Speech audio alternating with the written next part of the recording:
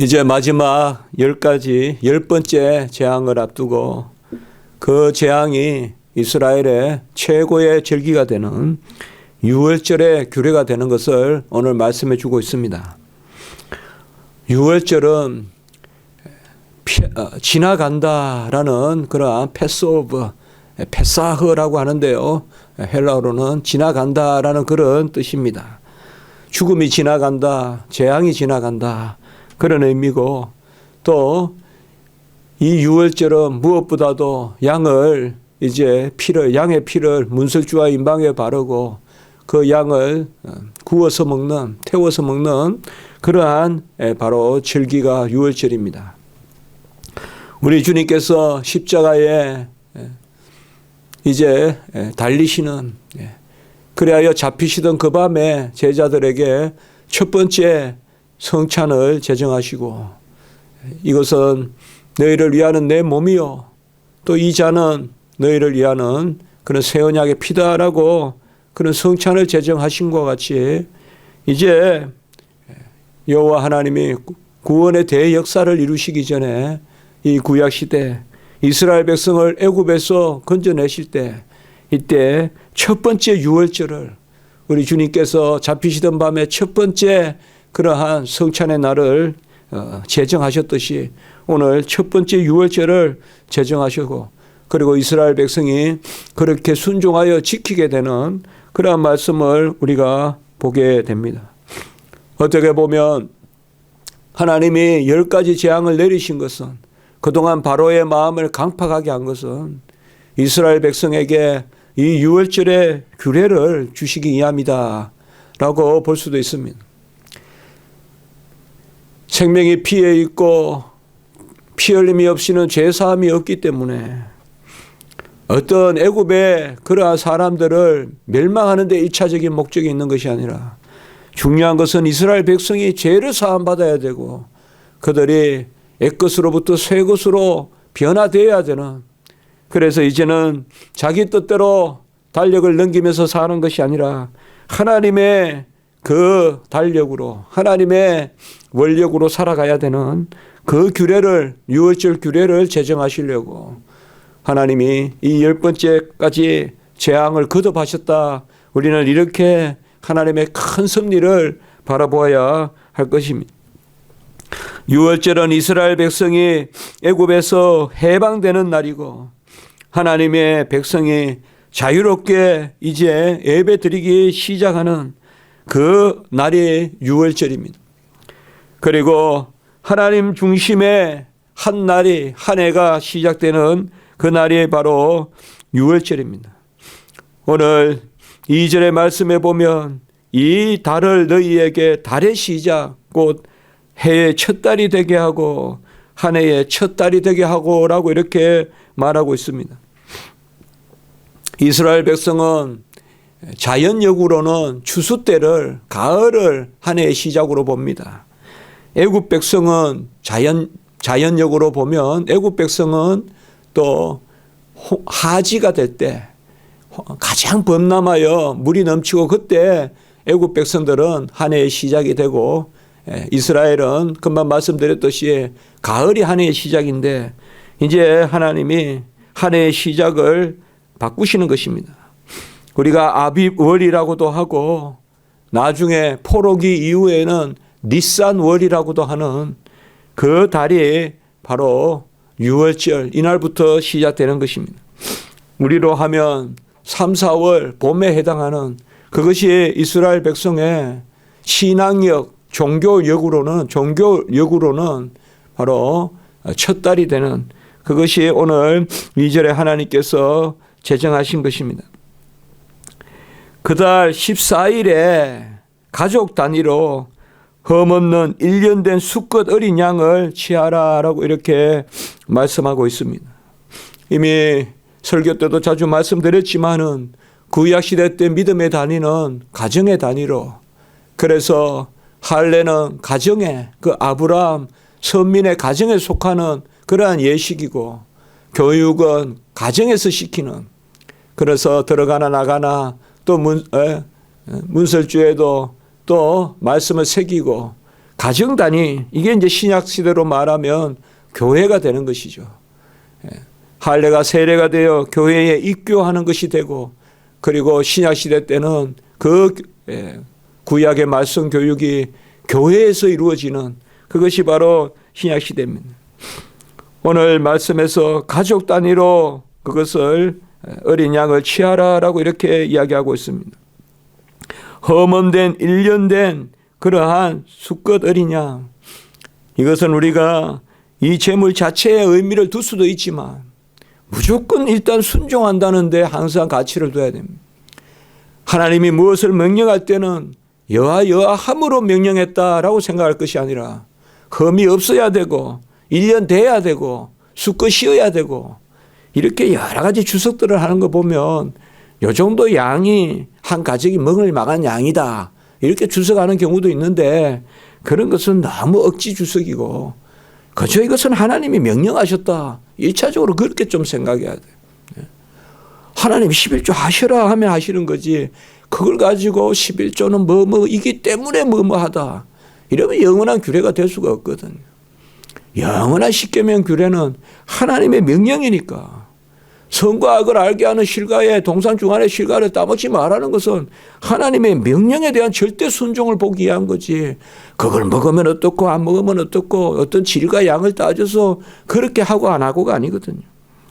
흠없는 1년 된 수컷 어린 양을 취한다는 것은 분명히 이제 앞으로 오실 예수 그리스도의 그러한 예표고, 그 큰 하나님의 구원의 경륜 가운데서 명령하신 것입니다. 한 가족 단위로 이 양을 잡으라, 양을 취하라라고 이렇게 이야기합니다. 당시에는 주로 두 세대가 모여서 그렇게 살았다고 하니 대체로 가정이 한 10명쯤 된다고 합니다. 그래서 가정이 10명쯤 되면 그 가정 단위로 이제 어린 양을 한 마리 잡고, 또 아주 그 어린 양을 잡을 형편이 못 되면 염소라도, 오늘 5절에 보면 염소라도 그 중에서 취하라 이렇게 이야기하고 있습니다. 그런데 대체로 염소를 드린 경우는 없다고 합니다. 왜냐하면 가난해서 양을 드릴 수 없으면 이웃에서 대신 그렇게 값을 치르고 이렇게 양을 사서 주고 하는 그런 게 있었다, 그렇게 주석에 나옵니다. 그래서 대체로 다 양을 드리고, 또 이웃의 식구가 숫자가 너무 작으면 함께 모여서 두 가정이 합해서 한 마리를 드려도 되는, 그래야 이것은 그날 다 구워서 삶아서 먹지 말고 8절 9절에 구워서 그것을 다 먹을 수 있도록, 그래서 혹 남은 게 있으면 그 다음 날까지 두지 말고 다 태워서 없애는 것을 그렇게 규례로 하고 있습니다.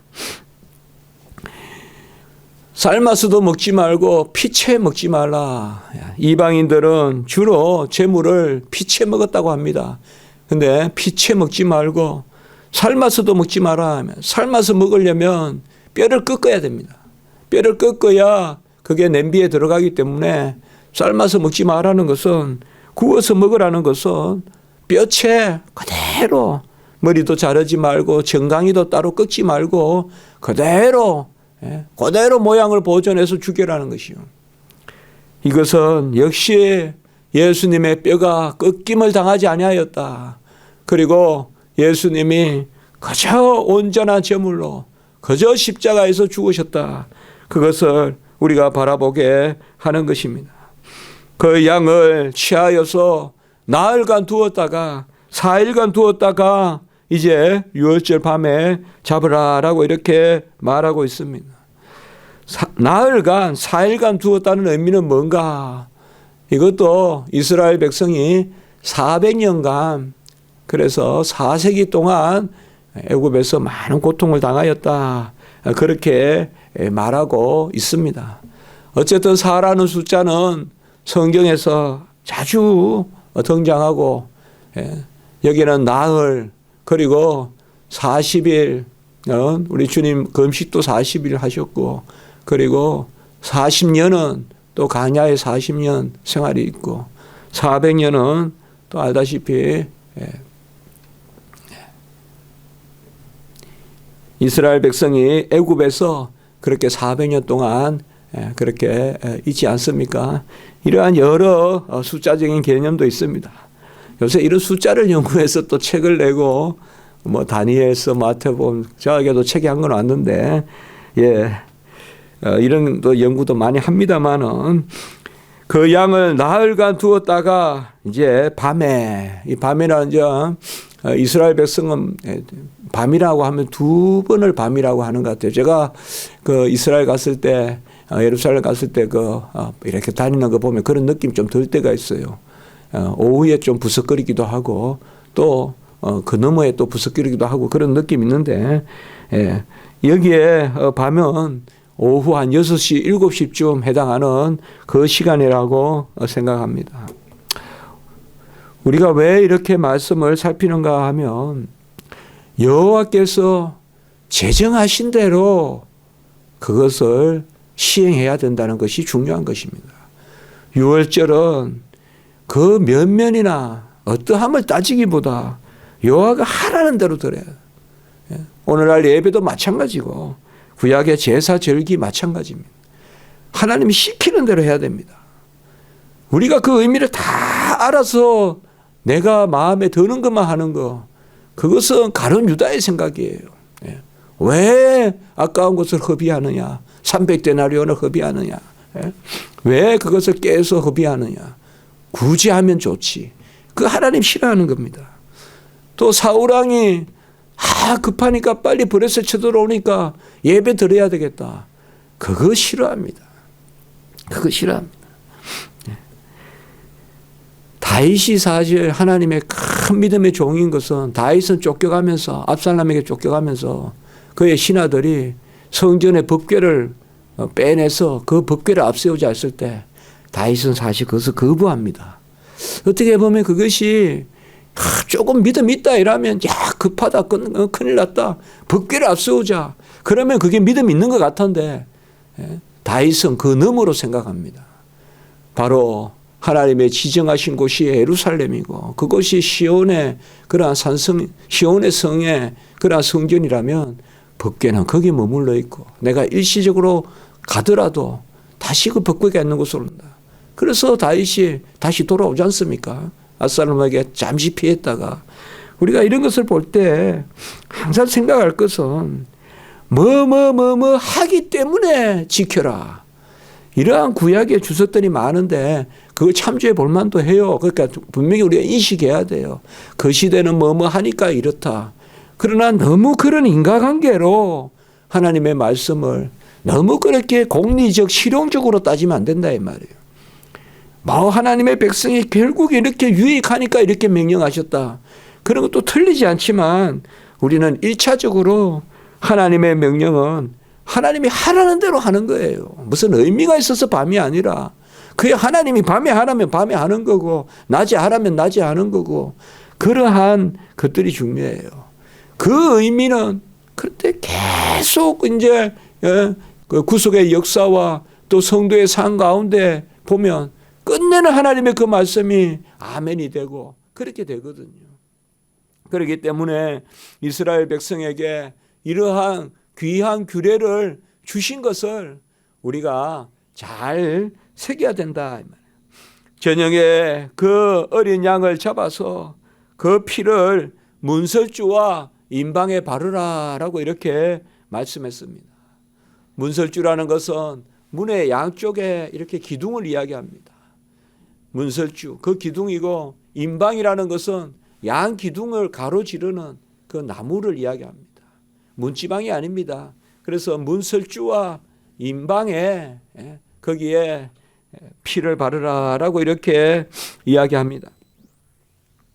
문지방에 바르지 말라는 것은 그 피를 밟지 마라, 그 피를 더럽히지 말라라는 그런 의미도 있다고 주석하고 있습니다.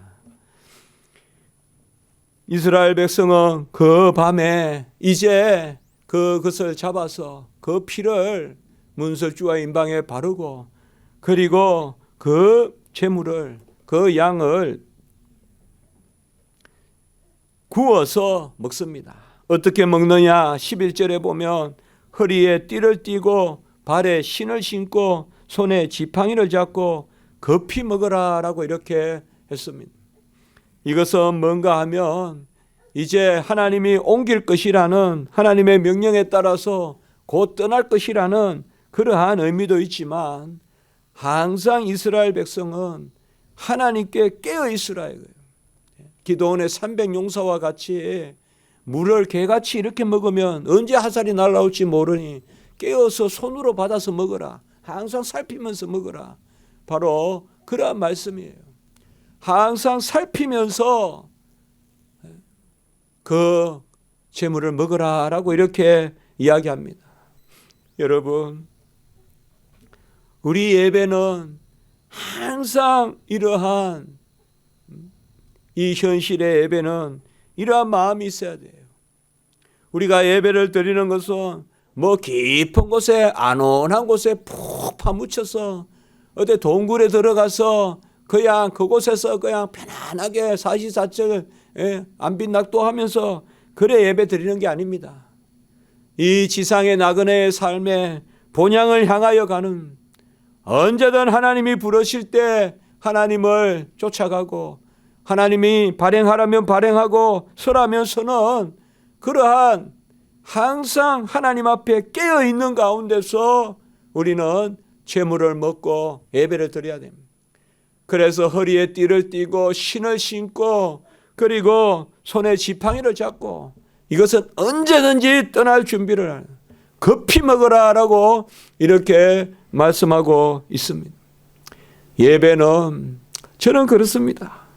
뭔가 우리의 심령에 느긋하고 평안하고 그때는 눈물이 없는데 뭔가 이 마음에 조급함과 뭔가 재촉이 있고 뭔가 하나님이 자극을 하시고 그때 감동이 많이 넘칩니다.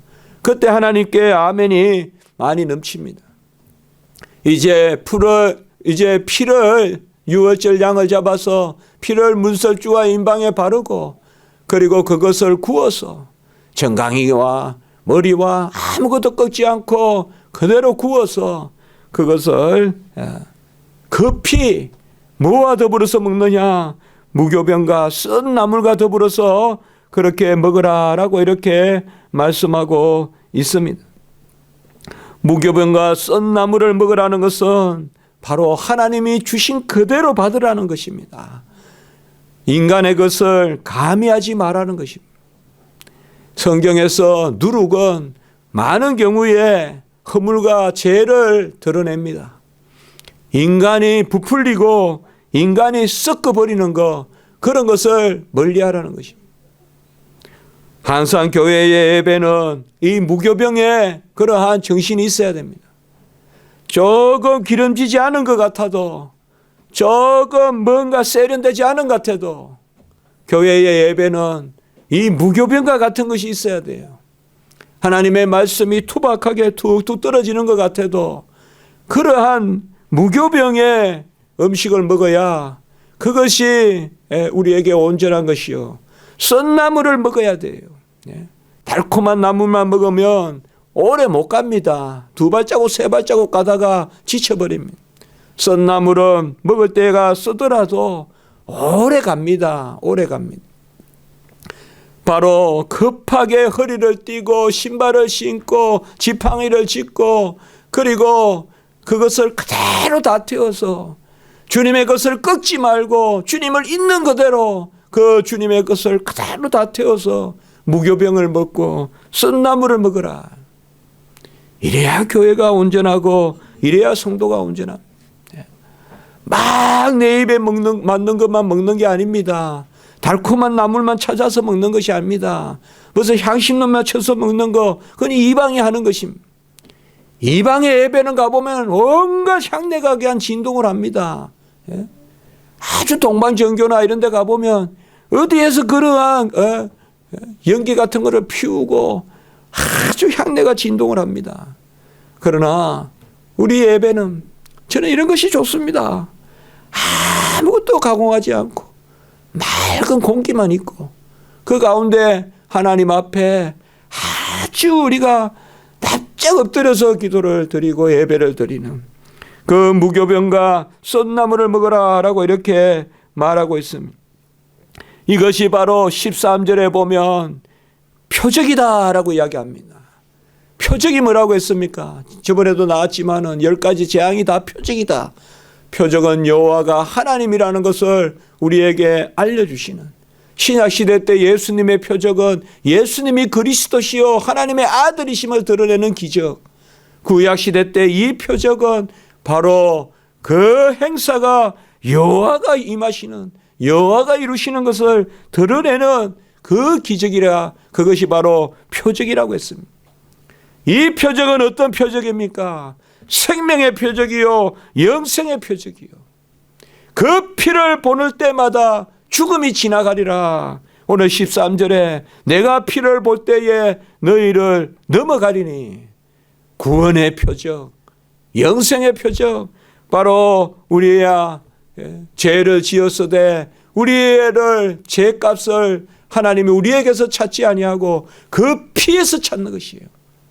우리 가정에 바른 그 문설주와 임방의 피를 보면 내가 지나가리라. 이것이 바로 뭡니까? 예수 그리스도 그 양의 피를 보면 내가 그 가정의 죄를 문제 삼지 아니하고 내가 넘어가리라. 그 피를 바르지 않은 가정은 다 이제 장자를 죽이고 그쪽에 가축이나 처음 난 것을 다 죽인다. 그렇게 오늘 말씀하고 있습니다. 유월절은 다른 것이 아닙니다. 하나님의 것을 순수하게 받아 누리라는, 그리고 우리가 비록 죄를 지어 타락하여 죽게 되었지만은 하나님이 그 피를 마련하셔서 우리가 그 피를 바르고, 그 피를 바르는 가정은 절대 유월절 동안 그 가정에서 나오면 안 됩니다. 문설주와 임방에 양의 피를 발랐다고 우리가 여기 살 수 있을까? 그게 믿음입니다. 오늘 말씀해 보면 그날에는 결코 그 밤에는 나오면 다 죽으리라. 우리 가정에 문설주와 임방에 양의 피를 바르고 그 안에서 기다려야 되는 것입니다. 그게 바로 믿음입니다. 그 피로 우리를 구원하시고 그것으로 우리를 인도하신다는 것을 믿어야 됩니다. 피를 발라놓고도 그것을 못 믿어서 자기 집 대문 밖으로 나오면 나오는 즉시 죽어버리고 마는 것입니다. 그것이 오늘 우리에게 주시는 유월절의 규범입니다. 오늘 27절의 말씀에 보면 이스라엘 자손의 집을 넘어서 우리의 집을 구원하셨느니라. 구약의 집의 개념은 신약의 교회의 개념이고, 특별히 오늘날 우리에게 유월절 이 절기 개념은 오늘날은 가정 단위로 드려지는 것이 아니라 우리가 성찬을, 세례를 교회 단위로, 성찬과 세례는 교회 외에서는 결코 유효하게 드려줄 수 없는 것입니다. 교회에서 하나님이 세운 종에 의해서만 집례되기 때문에 이것이 바로 유월절의 규례인 것입니다. 제1차 유월절, 첫 번째 유월절은 이렇게 가정 단위로 드렸지만은 이제 두 번째 유월절부터는 하나님께서 성소에서 드리게 하시고 그 피를 제단에 뿌리게 하는 그러한 유월절 규례를 하나님께서 만들어서 오늘 말씀에 두 차례 나오지만 영원히 이 유월절의 규례를 삼으라. 24절, 25절에 그렇게 말하고 있습니다. 너와 너희 자손들이 영원히 이 유월절 규례를 삼아서, 표적으로 삼아서 너희들이 유월절 양을 잡아라. 여기에 영원이란 말이 뭘까요? 24절에. 이것은 영원히 이 제사를 드리라는 것이 아닙니다.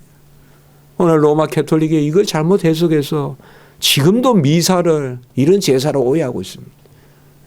로마 캐톨릭은 구약이 폐지되었다고 합니다. 어떤 의미에서 이제 사제들이 이 제사를 대신 드리기 때문에 폐지됐다고 합니다. 그게 로마 캐톨릭입니다. 우리는 구약이 완성됐다고 합니다. 왜요? 이 제사가 이제 그리스도의 피제사로 끝이 나고 이 제사의 능력이 예수 그리스도의 죽음으로 나타나기 때문에, 그래서 우리는 영원한 유월절 규례가 바로 고린도전서 5장 7절 유월절 어린 양 예수 그리스도의 피로 말미암아, 우리의 유월절 어린 양 예수 그리스도의 피로 말미암아.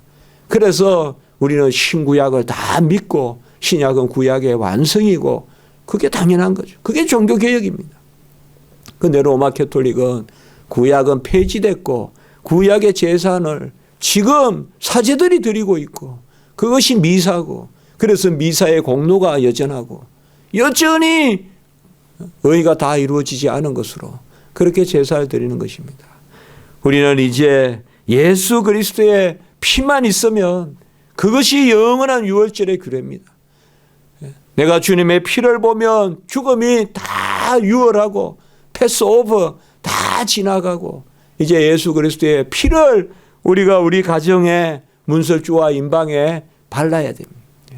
예수님의 피를 바른다는 것은 무슨 물체적인 육체적인 피를 바르는 것이 아니라 주 예수 그리스도께서 우리를 위하여 죽으신 그 피를 우리가 믿음으로, 그 믿음으로 문설주와 임방에 우리가 피를 바르면 어떤 죽음도 어떤 사탄의 계계도 우리를 넘보지 못하는 것입니다. 가장 어려울 때 하나님이 10번째 재앙 가운데 절기를 삼으셨다는 것을 기억하시기 바랍니다. 가장 어려울 때, 새 출발을 할 때, 새로운 한 해가 시작될 때, 기원전 1446년, 우리가 1446년이라고 생각합니다. 기원전 1446년, 그때 유대의 종교력으로, 유대의 신앙력으로 1월 14일 아비벌, 후에는 니산을이죠. 그때 1월 14일에 첫 번째 유월절, 그것이 무엇을 의미하느냐? 가장 어렵고 그러면서도 가장 중요하게 첫날이 되는 것, 그것이 바로 절기가 된다는 것입니다. 우리는 이 밤에 이 애굽에서 벗어날 때 유월절이 제정되었다는 것을 잘 기억해야 됩니다. 가장 혼란스러울 때 예수님이 이 땅에 오셨어요. 가이사 아우구스토 시대 때. 헤롯이 있고 본디오 빌라도가 있고 온갖 군웅이 할거하던 그런 시절에 예수님이 오셨어요. 그리고 예수님의 그 피가 부활로 우리가 이제 주일로 첫날을 삼듯이 이 이스라엘도 이제는 유월절이 첫날이 되는 그러한 은혜가 임한 것입니다. 우리는 유월절의 완성의 시대에 살고 있습니다. 그것은 바로 예수 그리스도의 피를 나를 위한 피로 믿기만 하면, 누구든 그 피를 바라보기만 하면 다 지나가리라. 내가 그것을 보고 지나가리라. 이렇게 말씀하고 있습니다. 기도드리겠습니다. 거룩하고 자비로우신 하나님 아버지, 10번째 재앙으로 장자들과 모든 가축의 초태생들 다 죽이는 그러한 큰 재앙이 있지만, 하나님의 규례대로 어린 양의 피를 문설주 일방에 바르기만 하면 그 피를 보고 지나가리라 라고 말씀하시고, 그 유월절 규례를 영원하게 삼고 그 어린 양을 구워서 먹되 띠를 메고 신발을 신고 지팡이를 짚고 그 피 먹고 썬나물과 함께 먹고 무교병과 함께 먹으라 하셨는데, 하나님 아버지, 우리도 이제 예수 그리스도의 피를 의지하고 항상 누룩을 썩지 말고, 그리고 단 것만 먹지 말고 하나님의 말씀, 순수한 말씀 1.1약이라도 가감하지 말고 그대로 주님 시키는 대로 하나님 명령대로 순종하는 저희들 되게 하시고, 그 가운데 우리의 삶이 아버지여 세속적 윤택함이 아니라 하나님 앞에 윤택한 부유한 그러한 삶을 살 수 있도록 인도해 주시옵소서. 우리 모든 성도님들 이 유월절에 놀라운 은혜가 임하게 인도해 주시옵소서. 구주 예수 그리스도의 이름으로 감사하며 기도드리옵나이다. 아멘.